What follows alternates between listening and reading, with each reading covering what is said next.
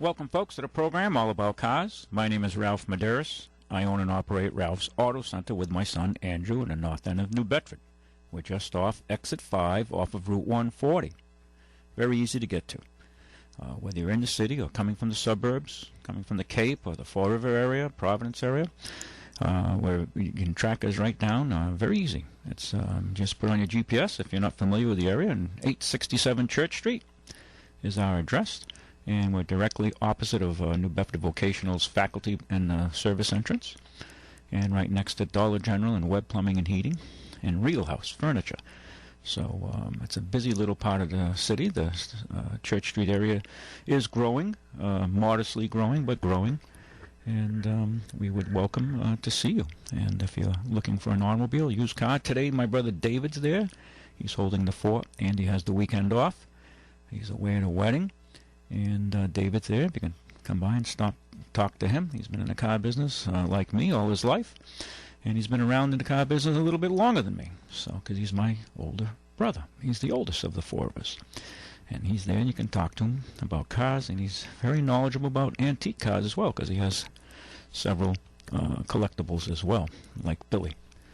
And hangs around with Mr. Saunders there. So Steve Saunders on Cedar Street. And Steve is into rebuilding old cars and restoration of all kinds of engines and different cars, mostly a lot of 50s stuff. That's where they hail from. So give me a call here, 9960500, 9960500. We'll talk about whatever's on your mind. No matter where you're at, you can call if you're not on a cell phone, you're on a hard line and they charge you a toll fee to call. You can ring us up here pretty much anywhere on earth at 877-996-1420.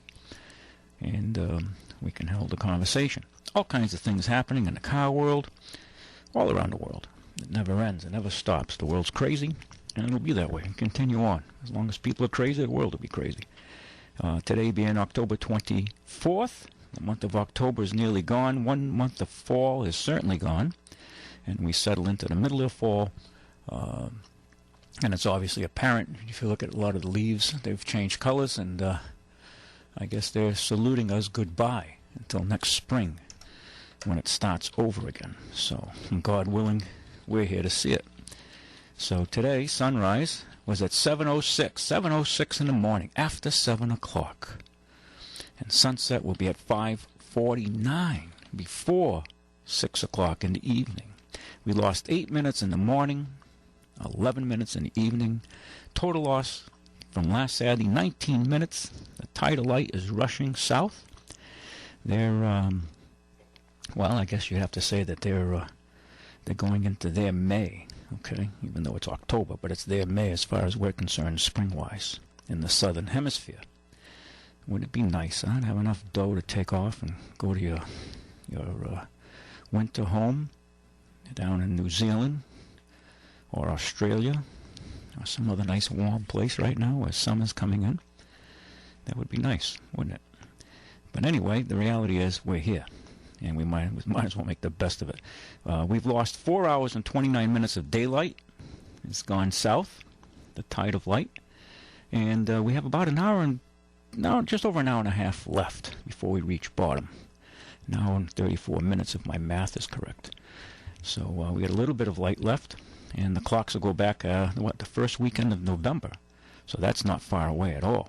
Okay, when you think about it, another 2 Sundays away, I guess, right? So there you have it. What's happening around you. High tide is already, let's see. No, high tide hasn't taken place. Low tide has taken place. Low tide was 11:23 this morning, so about an hour ago. So the tide is just starting to switch and come in. It'll be high at 5:59. 5:59, so that'll be, 10 minutes after sunset will be high tide. And moonrise will take place at 4:16. Everything seems to be timed there pretty much close to the high tides. 4:16 for moonrise, which you probably won't see it because of the cloud cover, and it sets tomorrow morning at 3:23. Just because you can't see it doesn't mean it doesn't affect people, because it does. All these gravitational pulls and other things in the metaphysical world we haven't figured out yet. So, but, I was talking to somebody about planes. I said, well, planes could fly back in the Roman days 2,000 years ago, and they said to me, "What are you, nuts? How could planes fly?" I said, "Well, because the laws existed for planes to fly, then they just couldn't figure it out. You know, we just discovered how to make it work with the physical laws that allow it to happen. Okay, so if they had the knowledge then, they could have, the same rules applied then as now. They just didn't figure it out. And there's plenty of things we haven't figured out yet as well in this life, in this time, and in this age, and in the future. They'll look back and say, boy, you know, you think back how much things have changed in the last 50 years with our constant evolution of products and inventions of new products. And you can see that this progress made as far as in our physical world. But, okay, what do we want to talk about? We've got a caller here. Let's see who this caller is. Very good afternoon to you, caller. You there? Yes, Ralph. How you doing? I'm doing fantastic. I got an easy question to ask you. Go ahead. My check engine light came on. Mm-hmm. And then a couple of days it went back off. Now it came back on. Now, how much do you charge to check out that engine light? We don't charge you to read it and tell you what's going on. Oh, so there'll be no charge to inform you as to what's happening. It could be something very minor, or it could be something that could be significant. But we will tell you what it is at no charge. Oh, do I have to make an appointment for that? No, not necessarily. You can come by, and Ulysses or myself or one of my boys will read the code, and if we have to look it up, if it's something unusual, we sometimes have to do a little bit of research. Most of the time we can tell you what it is and give you guidance. You know, some places will read your light for nothing. A lot of places charge $50, $75, depending on where you go. We don't charge to do that. And if you're like a new customer, never been to us before, we try to earn your business, obviously. And but we try to advise you properly. And if there's a way we'll find the least expensive way out to fix it for you. What year is the car? It's a 2009 Kia. Okay, all right. And this is the first time this has occurred to you? Yeah. To the car? What do you call it? I'm just hitting around 58,000 miles, 59. Okay, yeah. And this is the first time this happened to you? Yes. Yeah. All right. It's probably something minor. If it's gone out and then recycled again. But we can look at it and give you some advice. Have you recently put gasoline in the car? Yes. Well, it could be something as simple as a cap. We'd have to look at it and give you some advice, though. Okay. I mean, I wouldn't worry about it. We'll just check it and give you and go from there. Okay. Thank you very much, Ralph. Well, you're entirely welcome. Yeah. Have a good day. Yeah. Thank you Bye-bye. very much. Okay. Okay. You can ring me up here at 996-0500. If you got a car question or whatever's happening. Matt, if you got something cute, I got to blow my nose. My nose is running here.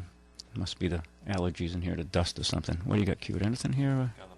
Yeah, okay. We'll be right back. And I'll be right back. I don't want to get snots on the microphone.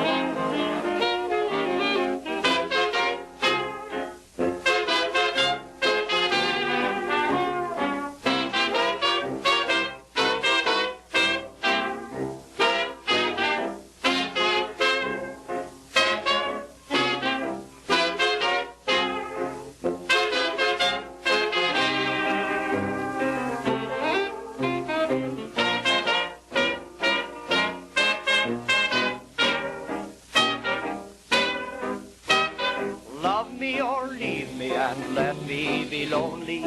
You won't believe me, and I love you only. I'd rather be lonely than happy with somebody else. You might find the nighttime the right time for kissing, but nighttime is my time for just reminiscing, regretting instead of forgetting with somebody else. There'll be no one unless that someone is you. I intend to be independently blue. I want your love, but I don't want to borrow, to have it today and to give back tomorrow. For my love is your love, there's no love for nobody else.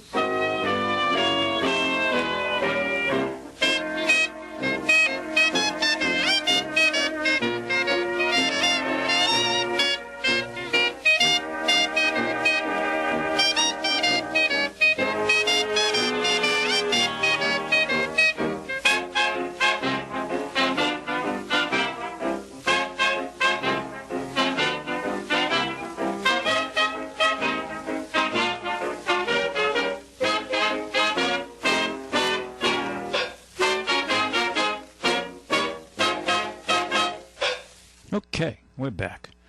At the very beginning of the show, I played The Untouchables. For those of you who remember that TV series, I really enjoyed that. I was a young kid. It used to come on at 10 o'clock. It was kind of, in them days, considered a very violent program. But I was like, oh, somebody trying to sneak in there and play something. Okay. Yeah, there you go. Anyway, you still got that cue. The Untouchables was an episode that ran in the late 50s, early 60s with Elliot Ness, and it was Robert Stack was the actor at the time. But I played that little skit going in talking about the change of president from Hoover to Roosevelt. Hoover was a Republican, but he was a progressive Republican. He did a lot of things that priming the pump, trying to create jobs, but it was just such a deep hole that was dug with the speculation in the stock market then that it was unrecoverable. And then, of course, Roosevelt got in with a landslide after 3 years of depression, and the people were pretty stressed out about it and losing their houses and their businesses, and they threw Hoover out and brought the Democrats in with a landslide. And I played that as kind of like a cycle, if you will, because here we are now, 6 years into this administration and 6 years into our depression, and we'll probably throw the bums out too. No doubt the people there's so much anguish out there, for better or worse. It's talking back then about the Volstead Act and the gangsters at the time. Well, today's gangsters that are the real gangsters are the banksters. The gangsters, the banks. And so you have to kind of place the new characters for the cycle we're in now to deal with the realities we're in now, and that's what we're up against. So just kind of like to show that there's just a cycle, and we're back into that cycle, that we're in that 80-year cycle, if you will, if you study cycles, and kind of like the tide of light rushing out. We're in that cycle. We're going into our winter, and so goes life. So if you pay attention to these events and try to follow them, it's this global banking. They get away with, they don't go to prison. Matter of fact, I got an article we can talk about that, but I don't like to digress and get off subject too much. Right now, we've been offering some specials in service. You should talk to Ulysses. We're getting into the winter time, and if you haven't got your car in shape, now's the time to really do it before it starts to hit. And people have all kinds of problems, and then you have to wait a few days, several days, sometimes longer if you have a major problem to get your car repaired. If you're experiencing a light on or a noise, a rattle, a bump, or your brakes are terrible, your tires are really in rough shape, now's the time to really get off your duff and do something about it. And not wait to the last minute. And, be prepared. Okay? You have to be prepared for events that take place. And your car is important to you. That's your horse, the modern day horse. Get you to work, get you, go to get groceries, and it's important that you keep it up. Okay, if you maintain, people who maintain their cars on a regular basis actually spend less than those who just drive it until it breaks, and then they fix it. You got the crowd out there, which is the majority, who drive their cars until they break. Then they roll their eyes when you tell them it's going to cost you $500,000, $700,000, $800,000, $1,200 to fix your car, and they just drove the crap out of it and sucked the life out of it, and then, the horse stopped working and is now dying or dead, and now you have to put a substantial investment. Versus the crowd who maintain their car, and they have a problem, they fix it on a regular basis. Yeah, they spend money, but it's smaller batches, and they avoid the bigger expenses, because sometimes when you have a car with a problem, you continue driving it, you compound the problem. So now it costs more to fix it, okay? Kind of like the doctor telling you, hey, you know what? You got to stop smoking. You're smoking 2 packs a day. You got to back it down. You ignore them, say, hey, listen, I'm feeling great. And it's slowing you down, and then finally you have that heart attack or other problems, and then you realize that you haven't been maintaining yourself. Well, your car's no different, okay? Now, we're in the business of repairing and fixing cars. We do a lot of type of restorative maintenance, we call it, to keep people patched up, because we know these are tough times out there for a lot of folks. And, it's difficult to prosper when so many people are not. These are the realities out there. But we'll have these politicians come and give us these lines of how things are great and are improving and this and that. And I mean, they have to sell hope, I guess. But there's certainly no Roosevelt in selling that line of hope in today's reality. That's for sure. But anyway, we do offer all kinds of service maintenance to keep you patched up. We service all makes and models of cars. We even do detailing. If you, it's a nice gift for somebody, just make an arrangement with us, an appointment, and we can have your car detailed. Ronnie is our detailer, does an excellent job in detailing automobiles. People are very impressed when they get their car back and they see it all cleaned up. You'd have to call Ulysses, though, to make an appointment, depending on what you have, give you a price on it. I mean, if you come in with a big, huge, Escalade extended version, obviously going to cost you more than a Honda Accord or something, those type of deals. But we do detailing, all kinds of maintenance for all makes and models. We do everything but warranty work. And if it's something we, don't have, some procedures require specific equipment, if we don't have it, we'll tell you and we'll recommend where to take it to have it repaired reasonably. We do undercoating. Now's the time, you guys out there with trucks.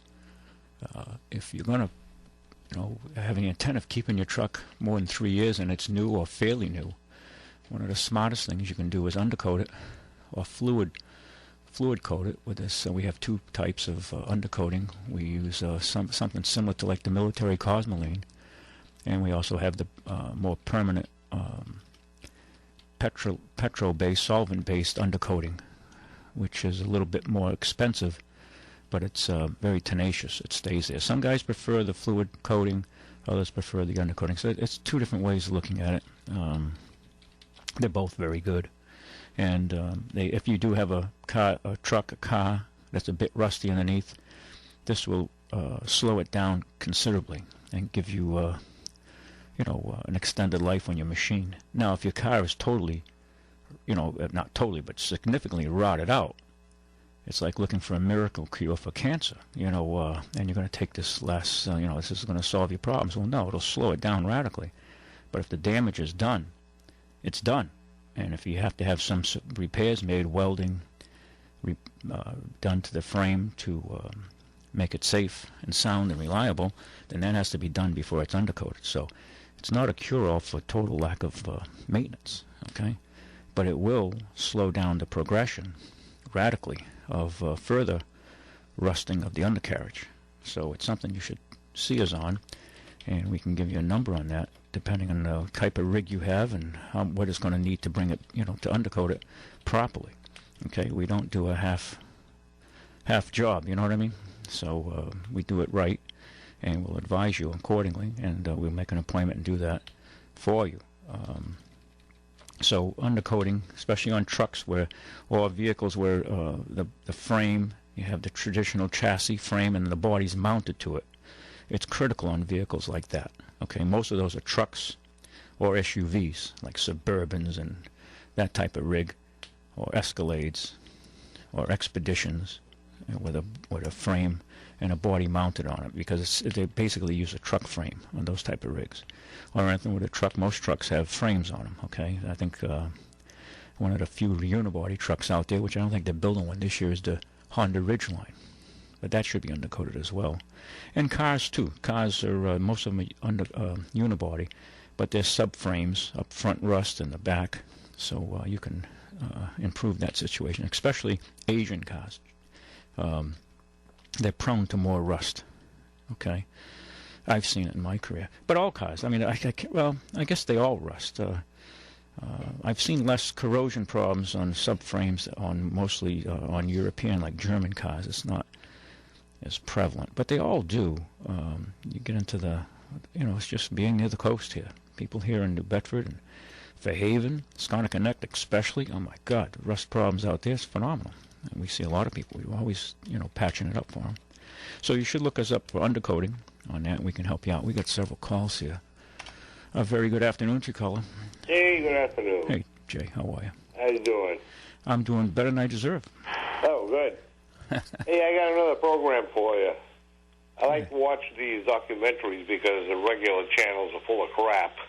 That's true. Secrets of the Dead. Secrets of the Dead. And they had the one about the Trojan horse. Very interesting. Well, we got a modern-day Trojan horse taking place right before our eyes. Yeah, no kidding. And it's full of assorted individuals. Yeah, it's taking place in Europe right now. And here. And here. Yeah, that's and true. Here. That's true. We're just a little more spread out here, but yeah, you're right. Yeah. Anyway, by the way, I have a question for you. I need an oil change and a sticker, of all things. Okay. Now, do I have to make an appointment for that? Probably. Well, the oil change, yeah, and we can take care of the sticker at the same time. Okay. Yeah, that's not a problem. So I'll call you guys up Monday. Yeah. Tell Make Ulysses. an appointment for oil change and sticker. You talk to Ulysses, tell him you're talking to me, and we'll get you in. Right. I'm trying to get Ulysses to... I'll get down there and get it done. Yeah. Actually, I'm overdue on my oil change because it needs an oil change indicator light. Yep. It's flashing at me when I start the car. What kind of machine? Honda. Okay. Yeah. Honda Civic. Yep. And it has one of those stupid lights. If you go over the time period, it flashes at you for 5 or 6 seconds when you start the car. Eventually, if you don't do it, it goes on permanently. Yeah. Well, today, they have to do that with people because they're so removed from just the basics of life sometimes. You know what I'm saying? Everybody's so busy. So many things going on in your mind that, like you got a tire pressure light on. People say, I got some light on my car with an exclamation point, and I don't know that it's in the middle of some U. Well, the U is your tire, kind of, right. The way they design it. And then you tell them, well, you got a tire here that's way low in pressure, or you have a sensor that's bad. And these things should be maintained because tire pressure is critical, But I don't know. I see people wailing around town driving these big rigs, and they don't really maintain them, and they drive them like they're race cars, Oh, I see. I've heard of people driving around with airbag light on.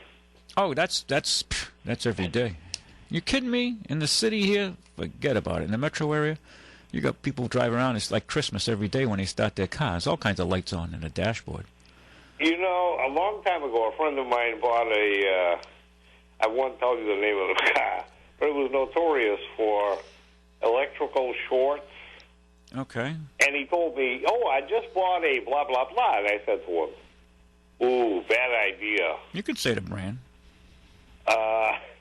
I'd rather not because they still make cars. Okay. Anyway, one day he goes out to his driveway, turns the ignition key, and the dashboard lit up like a Christmas tree. Yeah.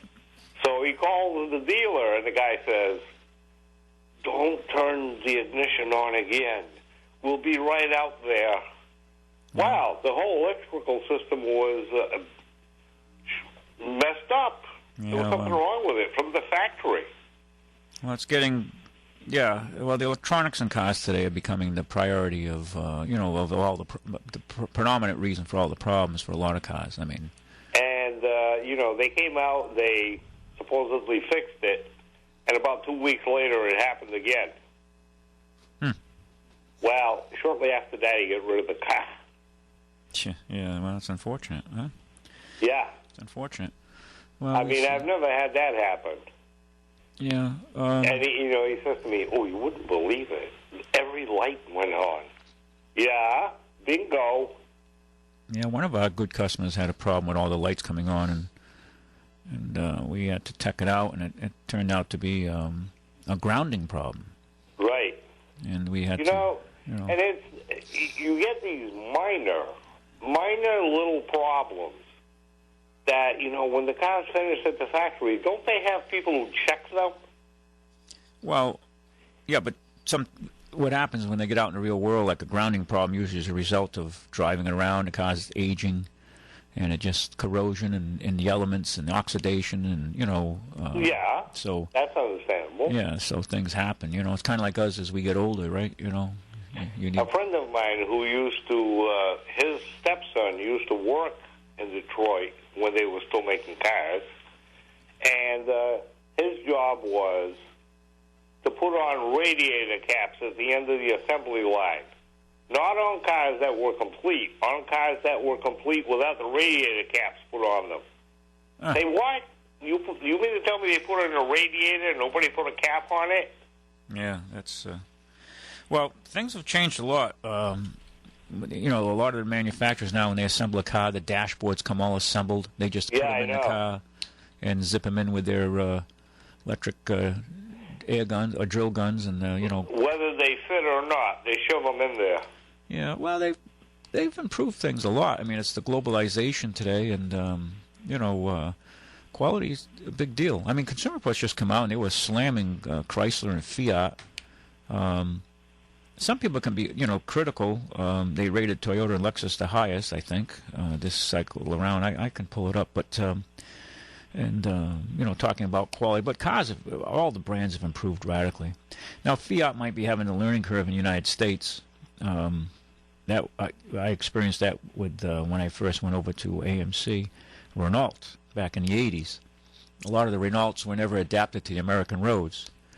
They were more for European roads, American, much higher speeds for prolonged periods of time. Right. Things like that. The emissions weren't quite as integrated. Our emissions were tougher than theirs. Things like that. But if they're going to make a stance in the country here, they have to just make those improvements. That's why I own a 2004 Toyota Honda Civic. Honda. And I'm going to keep it until it pays me.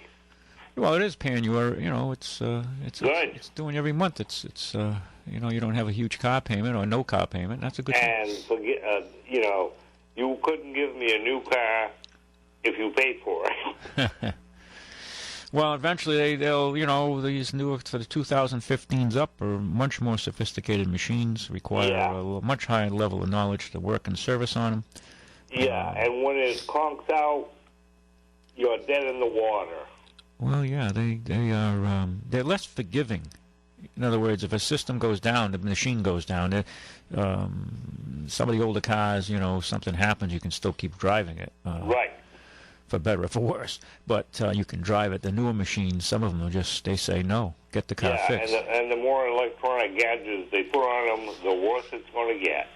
Well, you haven't seen nothing yet. Wait until Big Brother starts putting their required. I'm waiting. Their required software in the machine, letting them know where you go, how much you drive, so they can send you a tax bill. And what speed you were doing, and so forth and so on. That's right. They'll have all this information. Hopefully my Honda and I will run out of time approximately at the same time. Well, when I get in my 80s, I want to drive a 69 Lincoln Continental with suicide doors. Ooh. With a 501 or 502 cubic inch engine.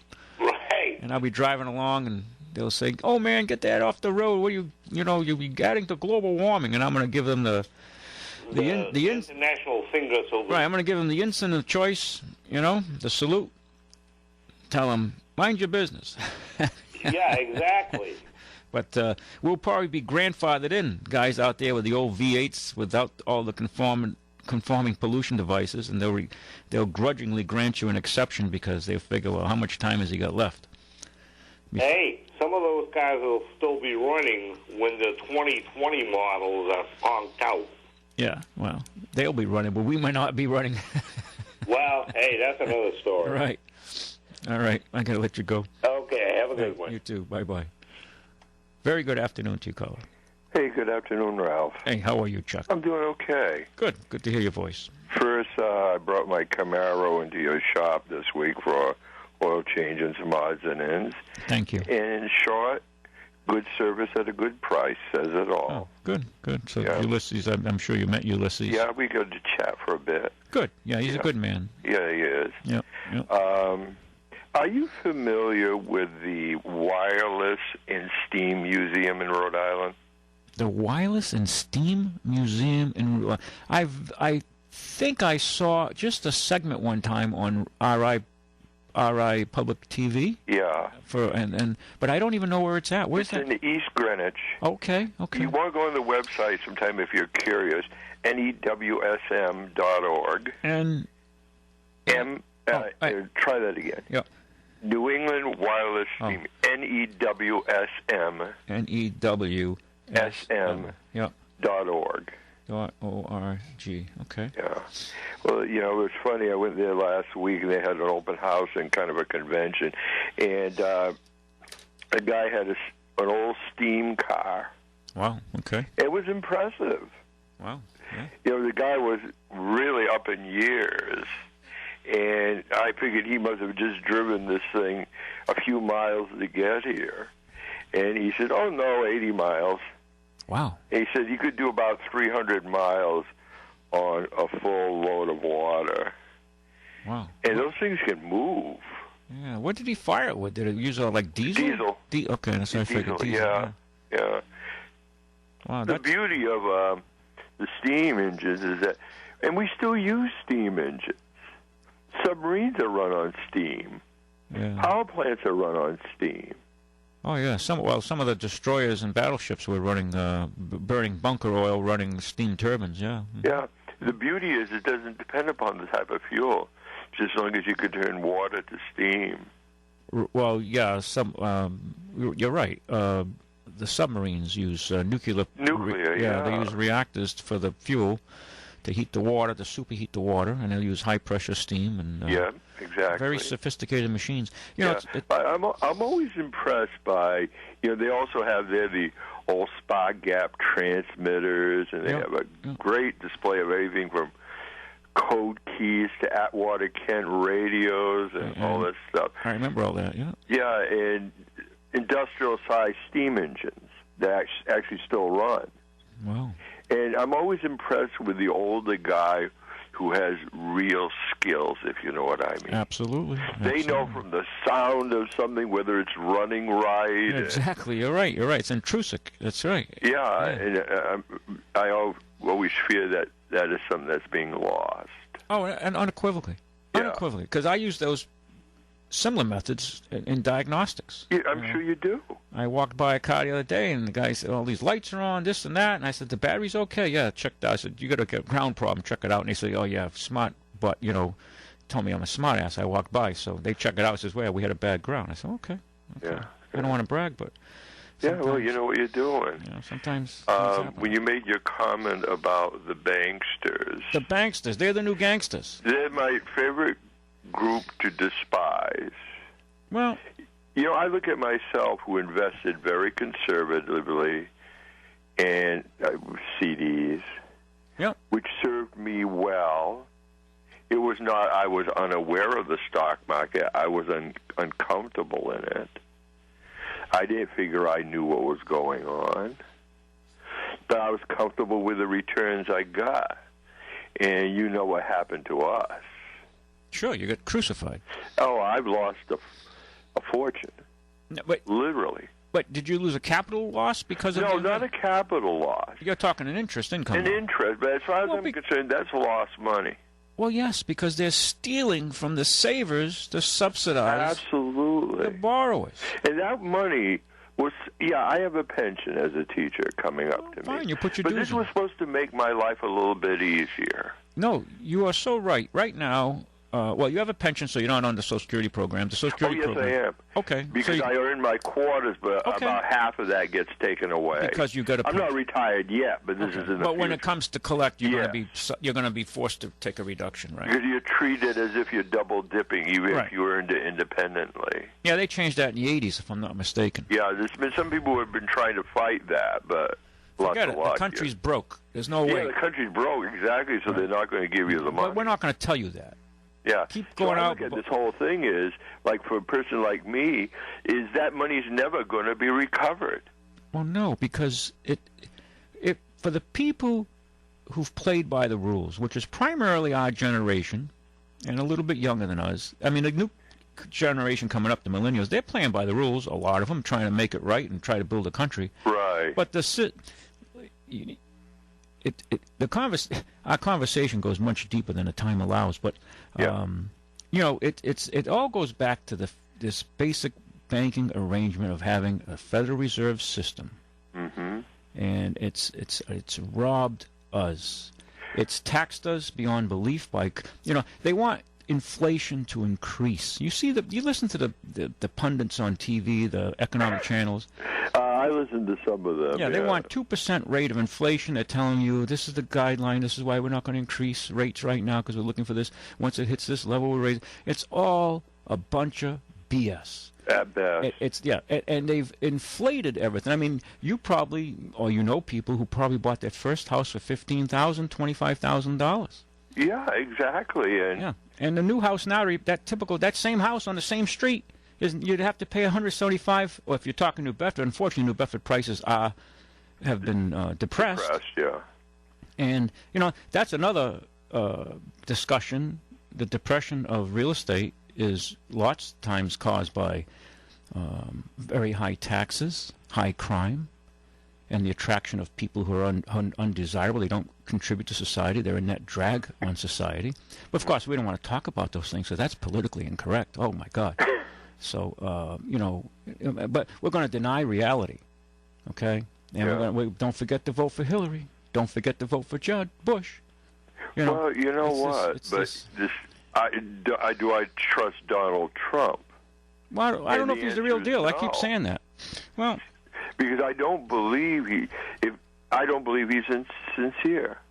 Well, you know what? He's a bit of a huckster. He's a good self-promoter, and in my humble opinion, and I hope I'm wrong if he gets elected, this is his ultimate con.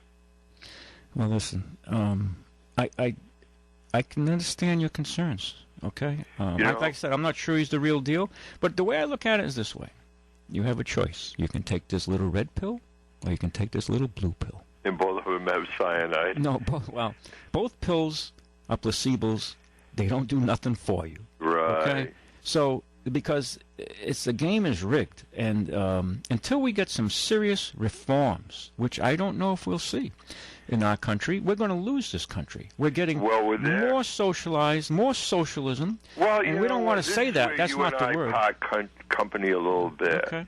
It all depends how we've done a lot of socialism for Wall Street. Okay. Well, but somebody asked now Ben you're Bernanke, because he had just written a book, former Fed chairman. While this was going on, why didn't you let people who were losing their homes touch their 401ks? He started hemming and hawing and say, well, it's for their retirement. So it was okay it was for Wall Street. Because if those people started pulling their money out so they could save their homes, it would have hurt Wall Street. Wow. So instead, it was okay for them to lose their homes. Well, do you think they care? No, of course. Okay, what they're going to tell you sure as hell cared. But do you think Bernanke or any of them cared about the little guy? Absolutely not. No. This is why, for my parents' generation, and they're long gone, they thought FDR was a hero. Well, in many aspects, he was. He cared at least about the little guy. He made whether he solved the Depression or not, I think the war did. But at least he cared to make their lives a little bit better. He tried to. A case could be made that he saved capitalism. Okay, because back then there was many communists, a lot of agitators out there advocating for radical change because of the Depression. Kind of like we have now in many aspects. So a case could be made he saved capitalism, but he also saved the wealthy class, the banksters. Look what happened in 1933 when they had the bank shut down. They called it a bank holiday. Holiday, yeah. Right, a bank holiday. One hell of a holiday. And you know what they said to you and me? Let's say you had, back then gold was pretty much, they had gold coins and all that. Well, they forced you, the federal government passed a law saying that, you got to turn in your gold. You got to sell it to the government. We're going to pay you for it. At the time, gold was selling for $21 an ounce. And they took in a lot of gold, except from the smart people who figured out the game out, okay? So they paid you, okay? They paid you in dollars, okay? And you got the Federal Reserve note. And then what happened? 2 years, not even 2 years later, they reissued gold at a $35 rate. So think of this. You immediately had deflation, you had inflation on your currency. That $21 an ounce you got to buy an ounce of gold, now you would take you $35 an ounce. So you took a major hit, okay? Think of the rate of, what's that in the equation of, that's like over 50% depreciation of your currency. Yeah. Right? So this is when the game, so they started the game. Now we're at the end of the game. We've maxed it out now. So we're at a very precarious point in our country's future here. Well, there's several issues. Number one is, since nobody was held accountable. For what?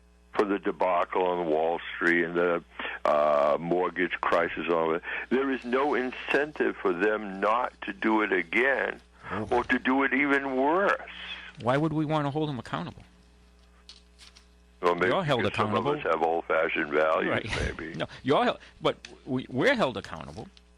Of course we are. But see, if you look at, look locally here. There's a case here, whether you agree with the man or not. He did wrong, and he got judged by his peers. John George. Yeah. And he was tried at the federal level, right? And guess what happened? He went to prison. Right. Now, the banks, now he did wrong, fine, but he's paying a pretty harsh price. But look what happened with the banks. They didn't even get a sentence close to that. Think about it. Think about it. Remember, but see, John George's mistake, some of these people walked away with bonuses. He didn't donate to the right places. There you go. I got to go. Take care. Thank you.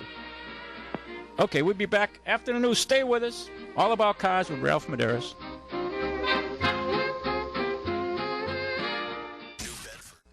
Welcome back, comrades, in FEMA Region 1 to the program All About Cars. My name is Ralph Medeiros.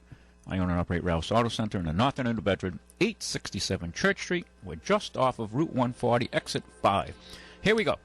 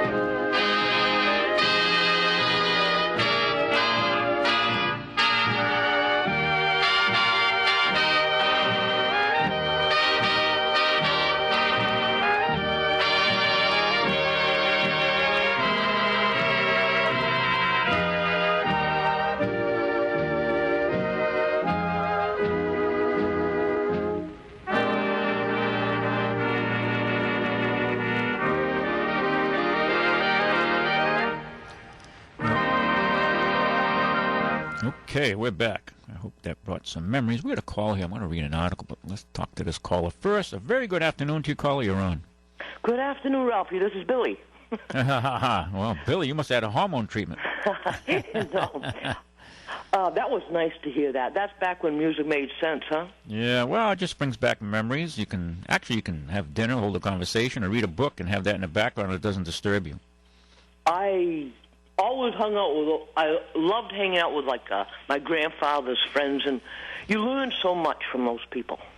Well, that's true. It's the transfer of wisdom, if you will, from life's experiences, good and bad, from the generation before us. You're right. You got me thinking when you talked about the Lincoln with the suicide doors. Yes, that would be my car of choice. It's the size of a freight car. Oh, right? But they were great. Now, one of my relatives had a 63, which was pretty much identical to the one that JFK was killed in. Yeah. A high top, though. I mean, I think it was 503 cubic inch. I don't have the internet. I said 500. I know it's just over 500. A little over 5, yeah. And when you popped the hood, there was no room under the hood. It was a big-ass engine in there. You didn't have to pop the hood on those. They ran forever. Yeah. The hood used to open up, too, right? It opened up towards the radiator. Am I right on that? I'm trying to visualize. I think it opened up regular, didn't it? I can't remember. I think it opened when it... Maybe someone out there knows. I'm trying to go from memory, but when you pop the hood latch, it would release, and you lift it from where the wiper blades are, and it would go up like a Corvette. I'm not sure on that one. Yeah, I think so. And it had suicide doors in the rear, which was pretty cool. Oh, they weighed about 200 pounds each. Oh, that was a party car, though, huh? You know how many people you could put in that car? That was a hell of a party car back in the 60s. Hey, one time my mother took off, and my grandmother wasn't all the way in. Oh, wow. Well, at least she got swept in. And I yelled at my mom, stop! Oh, yeah, they'll run you down. They'll run you down. That's why they call them suicide doors. That car came from your place? That came from Joe Andrews? Oh, right next to me, yeah. Yeah, and I won't give the name, but the initials of the lady that used to trade in every 3 years was H. Oh, yeah. As in horse, C as in cat. Yeah. She used to trade in every 3 years, and it was midnight blue. That's when the middle class had that thing going one night, right there in front of old Rochester. Yeah. So let me see how fast she'll go. Well, I think I backed out of her around 130. She scared me more than I scared her. And it had a Biff McLean sticker on the back. Yeah, I guess that's the time, yeah. Those were heavy vessels. They were. What do you figure it weighed? That car? Probably, definitely. 4,000? Oh, yeah, north of 4,000. Yeah, okay. Probably like 4,800 pounds, yeah. Probably some could top over 5, yeah. No kidding, and she was beautiful. Yeah, it's about 4 Hyundai Elantras. Wow. I never, ever ran a vehicle and speeded after that thing. Yeah. She got going like the Queen Mary. Well, that car on the highway today, it takes like 2 parking spaces, you know. That would be good for demolition derbies. Yeah, it'd be nice to drive around the roads here. Someone runs a stop sign, they T-bone you, they're going on to the next, they're going into the next world. They're going to the emergency room. Yeah, oh yeah. Hey, I love that song. You got any more Glenn Miller? I'd love to hear something. There's your time's out. All right. 53 degrees. See you later. Thanks, Ralph. Yeah, bye-bye. Okay, always fun. All right. The last caller of the previous hour. Oh, by the way, this is a car program, and I do sell and service automobiles, and I definitely need your support, and I mean that sincerely. To talk to you, meet you people here, and come before the microphone does cost a few bucks, and to continue the program and to continue our operations, we need your support. And if you don't drive, or you have a new car, it's under warranty, and you go to the dealer for service because it's still covered, well, at least you can refer people to us. We deeply appreciate that, and we will certainly, you'll probably get a thanks, because overwhelming majority of people are happy to service with us and buy cars from us. We do work hard to earn your goodwill and your support. You vote with your dollars, and we pay attention to that. And God knows there's a lot of places where you shouldn't vote with your dollars, whether you're buying a car or a TV or what have you, any service out there, whether it be a service from a service company, a plumber, electrician or a lawyer, or services from a car dealer, whether you're buying a product for them or having your car serviced. You have to pick your companies you do business with today, like you would pick for an election. Okay, if you pay attention to it. Most people don't, though, unfortunately, and then they learn the hard way, be it the election or buying services. But sincerely, we do appreciate the business we've gotten from customers in this community. That's allowed us to keep going. I mean, that's how it works, and we need your support to continue going.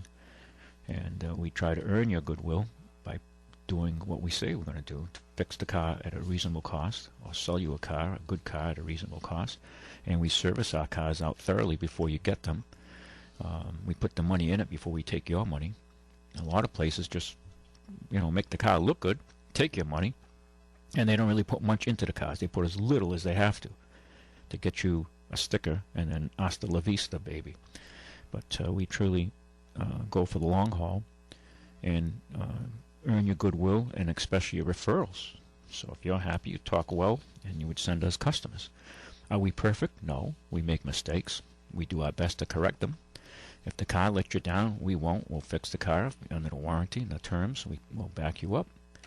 And we have a track record that goes back decades. When my father started the company back in 1959. But so look us up. We're on Allen Street. Yeah, that's a Freudian slip. We started on Allen Street in 1959.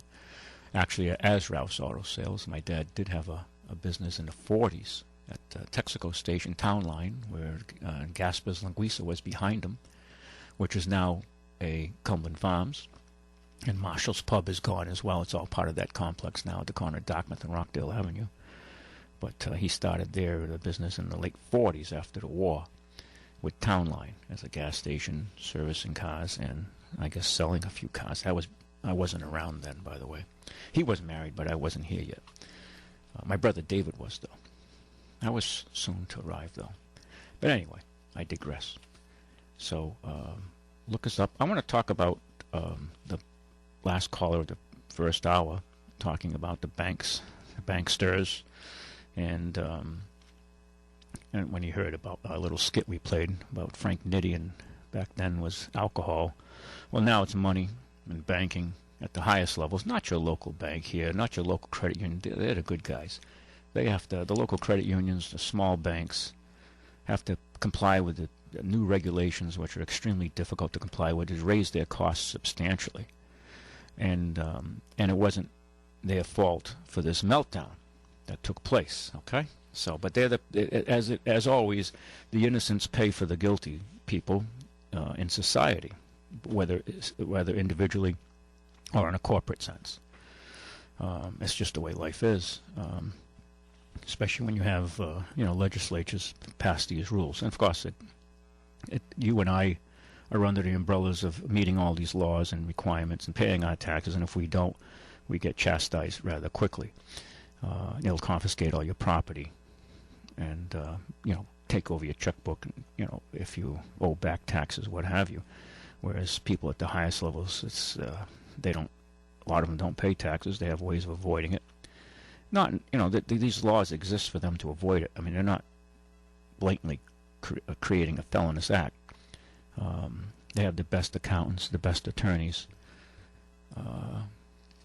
that Princeton and Harvard and other Ivy League colleges can graduate, and they hire them. And they lobby for legislation, pay for legislation to make sure that these rules are in their favor. And that's the way the game's played. Anyway, back to the story I want to talk about. In a story not reported at all in the Western mainstream media source, Iceland just sentenced another 5 high-level bankers to prison for directly contributing to the collapse of the country's economy in 2008. This spring brings the total of 26 bankers now behind bars in Iceland, with most being CEOs, chief executive officers, of large financial institutions rather than low-level traders. I think in this country we've put a few low-level traders behind bars. They weren't connected, or they didn't write big enough checks. Okay? Most of those jailed will serve terms from 2 to 5 years, according to a report by Iceland Magazine, which notes that 3 executives from Landsbanken and 2 at Kipling, I don't speak Icelandic, by the way, along with 1 prominent investor have been prosecuted. Their crimes include market manipulation, embezzlement, and breach of fiduciary duties. Fiduciary is a trust, so to speak. It's a legal term. They betrayed their trust, their fiduciary. Their market manipulation destroyed the country's economy, and to this day, Iceland is still having to repay the global loan shocks at the IMF as well as governments of other countries, which kept their nation operating. The article explains that the prosecutions have been possible because rather than protect and reward every institution responsible for the collapse and the gangsters that run them, the Icelandic government let them fail, and then created a financial supervisory authority to strictly oversee the banks. Iceland's president, Olafur Ragnar Grimsson, noted, "Why are the banks considered to be the holy churches of the modern economy? Why are private banks not like airlines and telecommunication companies and allowed to go bankrupt if they have been run in a irresponsible way? The theory that you have to bail out banks is a theory that you allow bankers to enjoy for their own profit, their success, and then let ordinary people bear their failure through taxes and austerity. People in enlightened democracies are not going to accept that in the long run." The president added, "We were wise enough not to follow the traditional prevailing orthodoxies of the Western financial world in the last 30 years. We introduced currency controls. We let the banks fail. We provided support for the poor, and we didn't introduce austerity measures like you are seeing in Europe. While the country's economy is far from what it was, it has stabilized and is positioned to recover. Meanwhile, the governments of the United States and Europe bailed out most of those responsible for playing a direct role in the financial crisis that crippled the global economy. The U.S. Congress gave American banks $700 billion top bailout at the expense of the taxpayers. Not one banker in the U.S. has ever been charged with a crime relating to financial collapse. There is virtually no regulation of the banks, and they are pulling in near record $160 billion in annual profits, all from money created out of thin air. The banksters continue to be protected at all levels, and the effects of their criminal actions continue to worsen every day. Another financial catastrophe is a certainty." So there you have it. This is an article that you won't find in any of our Western news, main news sources here. That's why you have to kind of go offline until they shut that down. But this is the realities of what's taking place. So when you hear some of these high-level politicians, Republicans and Democrats, they're both in on it. Take the blue pill, take the red pill. Neither will do anything for you. And this is the realities. Okay, back to the program here. Very good afternoon to you, caller. Hi, Ralph. Hi, how are you? I got a quick question for you. I have a 2014 Jeep Wrangler Unlimited. Okay. And I brought it into the dealership because in like the left front wheel, I'm getting like a little chirping. Okay. I can only hear it when I'm going fairly slow, like maybe to 10, 15 miles an hour. And then, of course, once I get the higher speed, it goes away. Yep. Well, I took it to the dealer. They couldn't find anything. So I took it by your place the other week. And, of course, when I got your guy in the Jeep to try to so you could hear the sound, I couldn't really hear it that well. Yep. But anyway, I picked up the car, and they said they thought it might have been a caliper. The bottom line is it's still doing it. But what's interesting, and I think you may have some insight into this, is when I'm driving very slow and you hear that chip, chip, chip, as soon as I start to apply the brake, I mean, just start to put just the slightest bit of pressure, that thing goes away. Yeah, that's true, because your brake shoe is probably... How many miles in this Jeep? Oh, it's only like 30,000. I've had like 6 of these, and this is. I was amazed when I went, and they said, well, you know, they don't make them like they used to. And I'm like, are you kidding me? Yeah. But I thought at first it might be like a brake pad issue. Right. But when I brought it to your guys, they took the wheels off, and they said, Christ, your brake pads are like brand new. They look good, yeah? Yeah, they look brand new.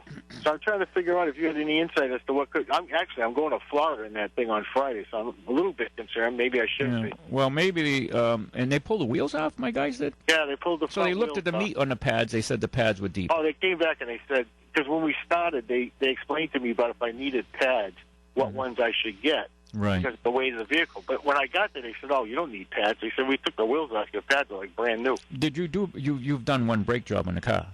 No. You've never done a brake job? No. And these are the front pads you're complaining about? Front pads. Yeah. Okay. Well, 30,000 miles, and this is an automatic or a stick? It's automatic. Okay. So you use your brakes a fair amount then. Yeah. But somebody had told me a while back, well, if you're getting a little bit of chirping, that's usually a signal your brake pads are going. Right. So when I got there, they pulled them off, and he said, your brake pads are like brand new. So you had plenty of meat on them. Plenty of meat. He said, I wouldn't even think of it, which was kind of nice, by the way. Congratulations to your crew, because they could have very easily told me the brake pads were lousy and put new ones on, and they didn't do that. Right. That says a lot to me, because that's an honest place to deal with. Yeah. And I'm just, like, now I don't know, because I'm going to Florida. I don't think it's a big deal. No. And the rotors were clean? There was no scoring or nothing like that? No, because he told me when I went in, your guy, he said, if I have to replace the pads, I'm probably going to turn the rotors at the same time. And I said, yeah, that's fine. Go ahead and do it. Yeah, I'd shave them to make them true again. Yeah, he said that. But, cut them hard. But then when I got there, like he said, he says, there's no reason to change your brake pads. Your brake pads are fine. Okay. So I'm kind of perplexed as to what could be going on. The brake, the brake pad. Yeah. It's like you could just about slip a piece of paper between the pad and the rotor when the brakes are not being used. They're that close, okay? It's just like maybe a paper close. Yep. And you might have a pad there with a high spot on it that's hitting the rotor at a certain point when it goes around. And that's exactly what it sounds like to me, because when I'm going slow, I can hear it. And it's every revolution, right. Like beep, beep, beep, beep, beep. But once I get going, obviously it drowns itself out because you can't hear it. I guess my only concern at this point is, like I said, I'm taking that thing to Florida. Yeah. I don't think that's a major thing, right? No, but I would say this: at 30,000 miles, it's a sign that you don't brake hard and aggressively. You probably, when you see a light change, you start to take your foot off the gas, let the vehicle slow down on its own without hitting the brakes. So you probably maximized your brake shoe life. You know what I mean? Right, and most of the miles on it, by the way, are highway miles. Okay, all right. Well, that's why your pads. That's probably why the pads are good. Right, but you might be coming to the point where those pads are just maybe tired, even though they have a lot of meat on them. Yeah. And sometimes if you pull them out and replace them and just shave the rotor and grease the slides that the pads slide on so they can pull back, if you will. They have a high temperature grease we use that can take it's 1,500 degrees, whatever it is. It's not cheap. I know that to buy a bottle. But that's not something I'm going to get one of these idiots like to come on to say I have a brake problem, right? No. Okay. Right. I'd have to talk to Ulysses, or a technician that looked at it, and just see his insight, get his feeling for it. And well, basically, as I said, they took a look at it, and he said, "Gee, I couldn't find really anything." So yeah, not enough to tell you, "Hey, listen, replace it." Yeah. Yeah, or anything. Right. Yeah. Okay. But you got 30,000 on it, though. I mean, like I said, I just turned 30. This is like my sixth Jeep. We bought a new Jeep every 3. We bought like 4 of them for you when you were there. Yeah. And I've never had brake issues ever. I've had some with 50,000 and 60,000 miles on them. I've never had a brake issue. Well, they're changing the composition of these pads so much, and I did a job on a customer with a Subaru that they bought from us, and we put higher grade of pads in there. And you do pay more money, but they are better quality. It's so obvious than the cheap stuff, you know. But like you said, I think that what you just told me makes sense, though, about the you got a little the tolerance between the brake pad and the rotor. But there's even a little bump somewhere, it could be pulling up that squeak, I guess. And I guess also the backing plate on that, there's a shield that that covers 3/4 of the rotor, so to speak. With a caliber mount. Sometimes the backing plate will just touch at one spot in the rotor and get a little squeak. That's usually more common in the rear brakes than the fronts. But without talking to the tech, and I'm sure he looked at that. That's another thing I'd look for. But like I say, what got me was when I hear this sound and it's pretty prominent. I don't even really depress the brake. I just start to put the brake pedal on, and it goes away. Yeah, well, then that's more than likely, like you said, the shoe, you're just squeezing it enough to get rid of that right. whatever it is. Yeah, because you got a little high spot there on the rotor of the pad. Yeah. And it hits it there, and it chirps. All right, so nothing serious, though? No, not the way, no. Okay. I would say, though, with 30,000 miles in a set of pads and rotors, they're probably getting, tired. Even though they might be in good shape, they get tired over that time. I mean, there's a lot of heat being generated there. Right, exactly. I mean, you could bring it by if I'm around. I'll go for a ride with you just to double well, you know how that works. Every time you have a squeak or a noise and you go to get somebody to get in the car, you won't do it. Yeah. No, I know that all too well, yeah. I'm telling you. But, and even when your guy got in, I was having a hard time, letting him hear what I'm hearing. Obviously, I know it's there, so I hear it all the time, Yeah. All right, well, maybe I'll run it by, early next week again. Stop by in the afternoon or something, and I'll just go around the block with you and just see what we got going on. Yeah. And, okay. Sounds good. Yeah, just for your own peace of mind if you're driving to Florida. Yeah. How far down you going in Florida? Well, we go to Fort Myers. Okay. Yeah, so Fort Myers, that's a good ride down then. Oh, yeah, no, it's a good ride. Yeah. And like I say, if I'm going 60, 70 miles an hour, I'm not going to even hear it, so it's not going to bother me. Yeah. I just wanted, out of, pfunctionality, is this going to be a problem halfway down there? But I guess not. Yeah. Well, let me buzz by if I get. Yeah, if you get by, just go for I'll be more than happy to go around the block with you. All right. Sounds good. Thank you very much. Thank you. Bye-bye. Bye-bye. Okay, you can ring us up here at 9960500. Wait a minute, 9960500. That's correct. 508-9960500. Or for you old-timers, Wyman 60500. Okay? And we're going to be right back here. Play a tune here, and I'm going to get a drink of water.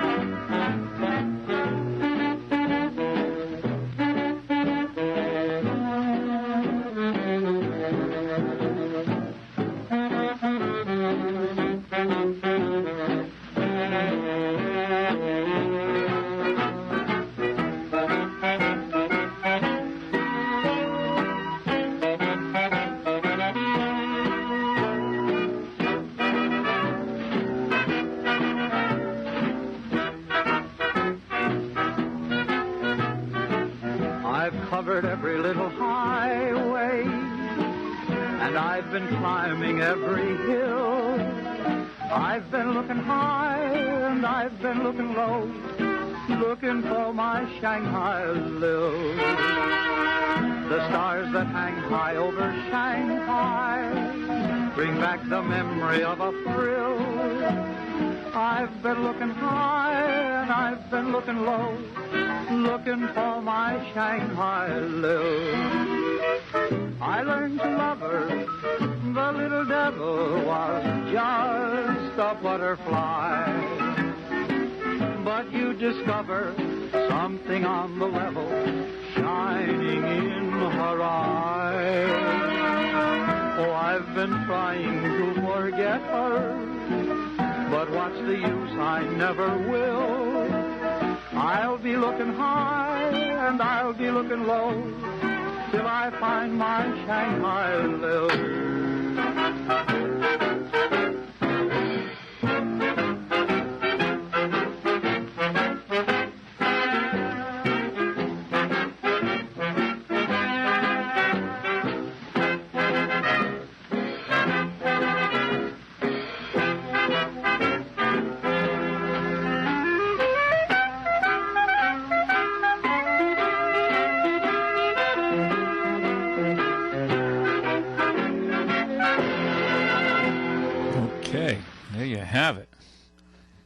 Gene Cardoz and his orchestra, Shanghai Lil, 1933. I saw plenty of Shanghai Lils when I was in Shanghai. And they say drunk and out of town don't count. But I wasn't drunk, so it did count. But I didn't, so so I didn't do nothing. I was a good boy. Oh, okay. There's a young lady at the, speaking about a Shanghai Lil. This young gal wants to get in here. Somebody lit the window here. Saw some real Shanghai Lils out there in Shanghai, China. That's for sure. The country has been growing. It's slowing down now, but it still has a massive juggernaut over there of an economy. It's just when you go there and researching and studying and listening to the Asia Pacific Basin for many years now via shortwave radio, and when you get there and you see what's taken place in 40 years in China, it's absolutely amazing. Of course, they've been building up, and we seem to be building down. Okay, and we can blame our politicians, but we have to blame ourselves. You and me and our individual acts is cumulatively what makes the country. And we just have to get more right thinking, in a sense, to create the energy levels necessary to, keep our country on the right track. So many people are misinformed as to the realities, the truths that exist out there. Some of the natural laws are in denial.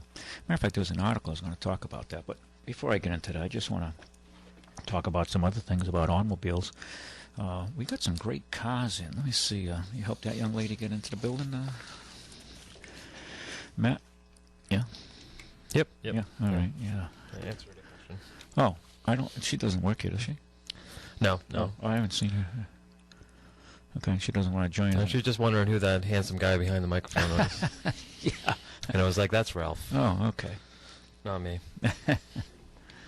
Interesting. We have a few new cars that have arrived in this week. If you're in the market for a good quality automobile, we're getting these cars ready. But we brought in a real nice 03 Toyota Camry with a small V6, a nice road machine. The V6s, they just make a car feel more powerful in it. Well, obviously more powerful. It's just a torque. Those two extra guys pumping on the crankshaft make a huge difference versus a four-cylinder. And I guess the same could be said if you're driving a little three-cylinder smart car. When you drive a four-cylinder, you're impressed with the power.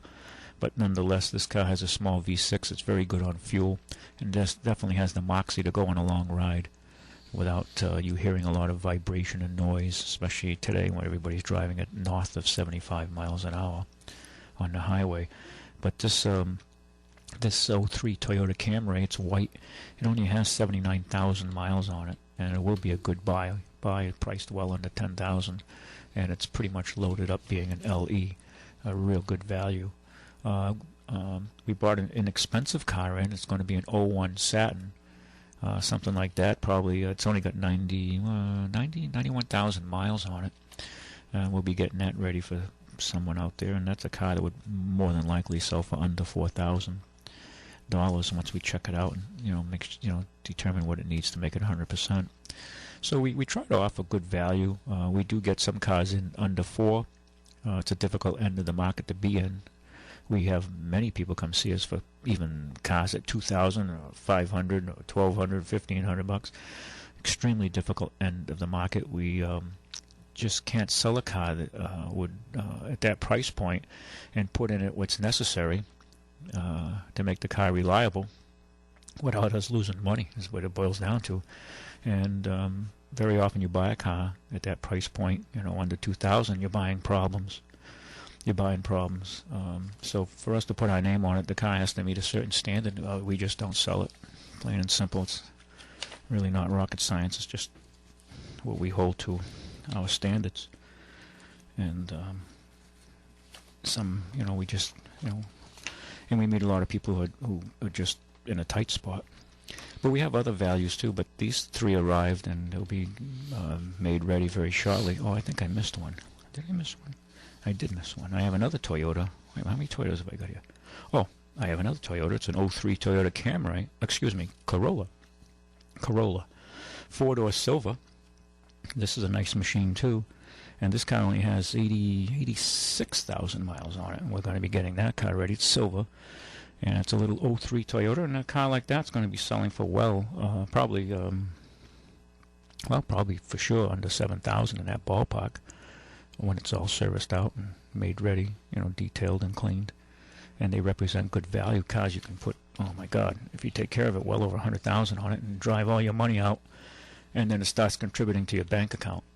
And I think there's a lot of folks in this area who are frugal and conservative, and they understand that they have to live within a budget, live within their means, and at these times to get ahead and to live within your standards.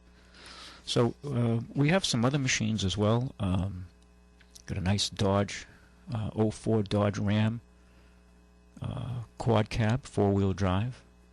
That truck sells for under 12,000. An 012 Ford Fusion Silver. That's 2012. That car sells for under 95. An 01 Wrangler, 47,000 miles for under 12.5. An 05 Chevy Impala, we're getting ready for selling under 6,000 with 71,000 miles. Let's see, we've got Continental we're getting ready now. We're going to have a nice clean Continental when it's all done up. An 01. Let's see, we got another machine, 06 Liberty Sport Utility for under 7. A Nissan Maxima, which is in the process of being made ready, 89,000 miles. No price on that one yet. 2010 Town and Country, priced at under 9,000. That's a good buy. Mileage is in the 80s. It's clean with stow and go seating. Good value for a family out there, or if you travel, you and the missus, or your companion. If you travel throughout New England, or go to antique shows, what have you. 01 Cherokee Sport, 82,000 miles, a nice machine, priced at under 7. That's a collector's vehicle now. 2011 Golf, black, 4-door, diesel. I'm driving it. I love the car, under 12. Nice machine. I'll tell you, the Germans build a nice machine. I mean, the diesels are catching a little flack right now. Flack. Sounds like bombing Germany or London. But they make an incredible machine. The car runs flawless. The engineering on it, you can tell they do the math on the vehicles. Got a great 05 Honda Element all-wheel drive, light green, and that's priced at under 8. Good buy. And that's if you have to move a lot of gear, equipment, if you're in a band, or you do flea markets, antique shows, or you have kids, family, just a lot of activity. Honda Element's for you, and it's all-wheel drive, so it'll get you around, year-round. 04 Kia Spectra, that just came in. There's no price on that yet. 2010 Altima, black, loaded, priced at under 10.5. 07 Chrysler PT Cruiser, 78,000 miles. 07, priced at less than 5,500. 04 F-150 Super Cab, flare side, silver. That truck just came in, hasn't been priced out yet. 07, let's see what else we got here. Oh, another 08 F-150 Super Cab, black, 4x4. It's the shop box, not the long body shop box, which a lot of guys prefer that. Of course, with the Super Crew, most people prefer that, unless it's maybe White's Construction Company or Keating or something like that, when they have the 8-foot beds with the quad cabs, and they have all the construction workers in there. That's a different kind of rig, though. This is priced at under 17. 08 Subaru Forester Red, priced at under 9. It's a 5-speed, kind of a rare one if you like shifting. That's the car for you. Good on gas, all-wheel drive. And we got Ram trucks, Jeep Grand Cherokee, an 03 Jeep Grand Cherokee Laredo 6-cylinder automatic with both part-time and full-time 4-wheel drive systems. It's kind of built in the old tradition. Only 66,000 miles, priced at less than 8,500. That's a solid rig for somebody who wants to get around in the winter. The odds of getting stuck in that, forget it. They're very reliable, and they're just designed to get through the winter months. That's built in the traditional Jeep tradition with more of a military, more than one military thread running through it. The newer stuff they're more girly-ized, but this is the real machine, the real McCoy. 2010 Suzuki Kasishi, I think they call it, GTS. 79,000 miles, priced at under 9. Nice road car. 2010 Fusion, Ford Fusion. V6, 71,000 miles, under 13.5. An absolutely remarkable condition Chrysler 300M, gray, 73,000 miles, 2003, priced at under 6. Car's flawless, a nice car. 06 Chrysler 300C with the Hemi. And that Hemi is the one that goes down to the cylinders knock off on the highway for better gas mileage. The car is mint. The car is flawless. I mean, it only has 15,000 miles on it. And I talked to the owner. We're running a sale on it right now at under 15, $14.99. A super buy. That is a flawless car for the money. It's in the showroom, actually. It's I sold a car new, and this gentleman doesn't drive it in the winter. He's in Florida. He leaves it in the garage. And it took like could do to get him to leave the car in the showroom to show. He didn't want people touching it. I said, if you want to sell the car, don't worry about it. But the car is mint, flawless, and he maintained it well. And I see him every summer, spring, summer, fall, when he's up here before the winter begins. But that is a nice, well, I hate to say it, but it's a man's car. Okay, the Chrysler 300. It's kind of a man's car. It's just that kind of car. When you drive it, it's set up in a traditional American sense, but a well-crafted machine. And it's a well-received car. 07 Honda Accord XL, EXL V6 sedan, 39,000 miles, priced at under 13.5. Car's flawless. 01 GMC Sierra 1500, long bed, two-wheel drive, nice. Just a good solid truck for somebody who wants a nice quality truck, 6-cylinder, beat bop around town. If you have properties to maintain or a big house or a small business on the side, just a nice truck without spending all kinds of money. And you can buy the truck for under $7,500. Got 90,000 miles on it. It's a 2001. Very clean, good frame, good body, a good value. It really is. If you want to buy a nice truck without spending a ton of dough. 2002 5 Series 530i black BMW, 85,000 miles, priced at under 9. Good machine. The Cirrus is sold. Happy buyer with that. It was a good car for the dough.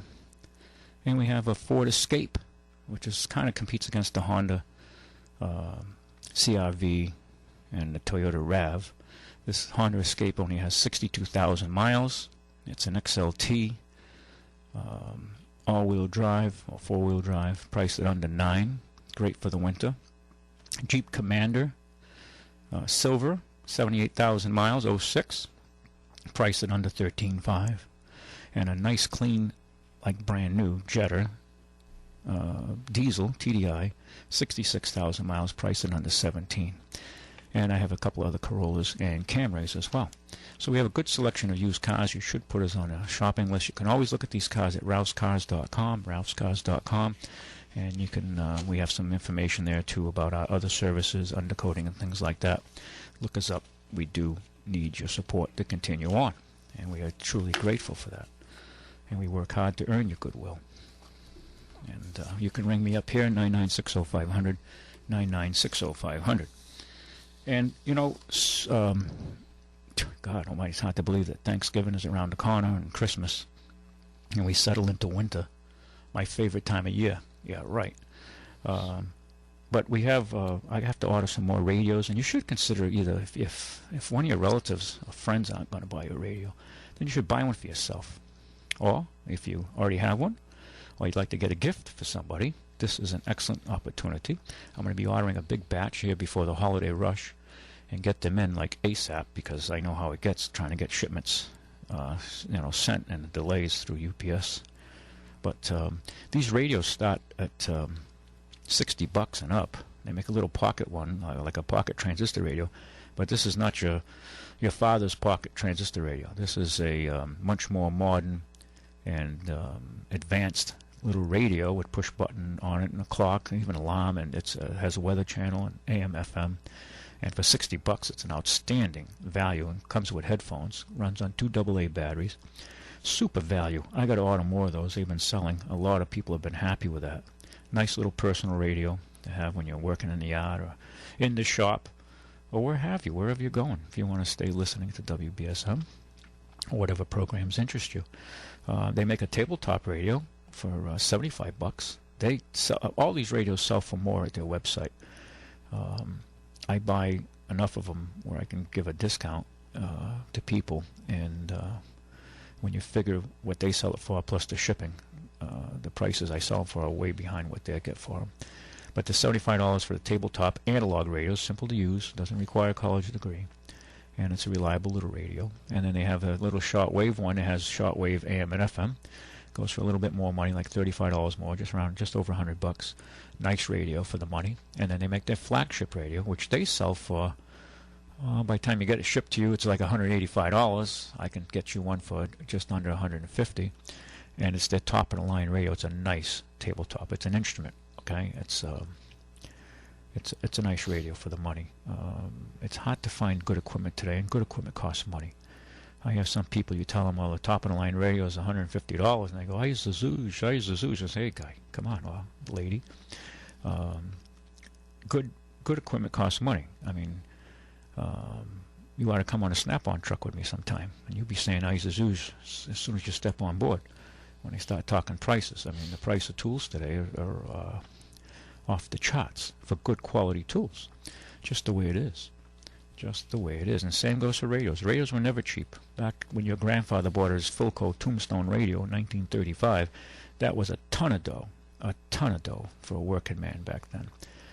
Radios were very expensive. Radios back then were kind of like the advanced computers today, because there was a new technology in the 30s and 20s, and well, especially the 30s when they had speakers on them. You didn't have to use headphones all the time, because the earlier radios had headphones. They didn't have speakers to amplify. So there was radical changes in the 30s, like this radical change is going on now. But there you have it. That's my story. I'm sticking with it. You can call me here in a few minutes we got left at 9960500. There was an article here. I was reading some quotes here, and about Thomas Jefferson. He made a comment way back when. The Republican is the only form of government which is not eternally at open or secret war with the rights of mankind. Heavy, huh? Heavy. Most people don't read the writings from our forefathers. Considered too old. Too old. They rather listen to 50 Cent. 50 Cent still living, Matt? I think so. No, he wasn't shot. I don't know. I don't keep up with that. Right. There's an article here.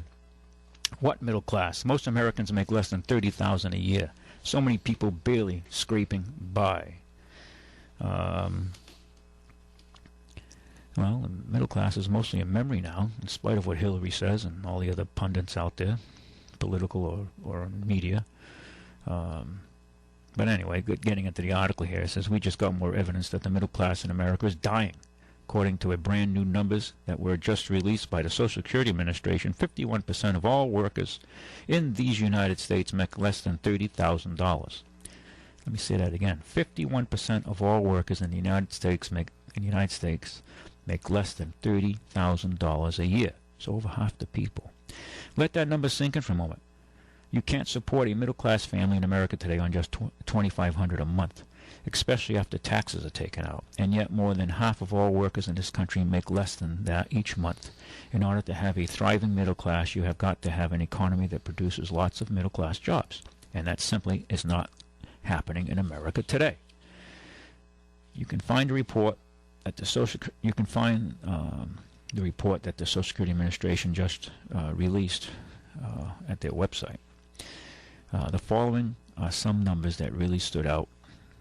38% of all American workers made less than $20,000 a year.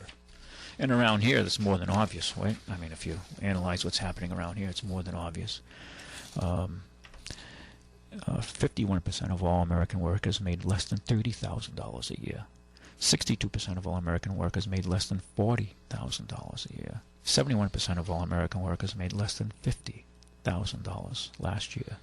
The first number is truly staggering. The poverty level for a family of 5 is 28,410 in the United States, and yet almost 40% of all American workers do not even bring in $20,000 a year. Okay, if you work full-time at a job at $10 an hour all year long, with 2 weeks off, you would make approximately $20,000. This should tell you something about the quality of jobs that our economy is producing at this point.